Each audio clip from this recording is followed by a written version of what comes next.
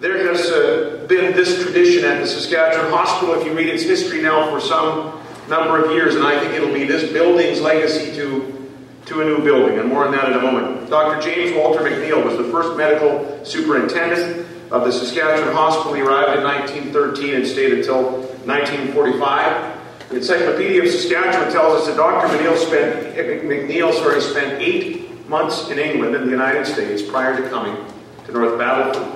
His plan was to familiarize himself with the very best in mental health treatment and organization in those very, very early years. When he arrived here in 1913, one writer described a, quote, prison-like environment with caged beds and straitjackets and bars on the windows and a high-walled courtyard where patients milled around. McNeil changed that. He modified things. He modified the surroundings for the betterment of patients.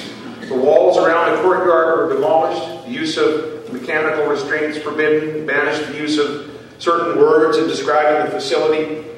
Patients were treated as human beings, as fellow travelers with an illness who deserved compassion and care. McNeil's attitude of compassion and innovation continued on. Today, we need to follow that example and take some bold action of our own as a province. Former U.S. President Jimmy Carter said that the measure of a society is how that society treats the most vulnerable, those among us who are most in need of our help. And by this measure, this facility, as much good as it has done, is today letting those very people down. So we make a new vow today. We make a vow as a province to do better by these patients and by their families. The time has come to replace the Saskatchewan Hospital in North Battleford.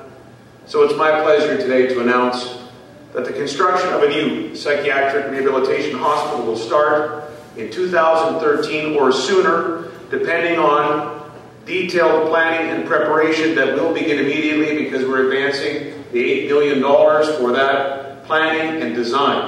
The design of a brand new psychiatric facility. We're going to advance that $8 million to the region so the work can begin immediately and construction will begin no later than 2013.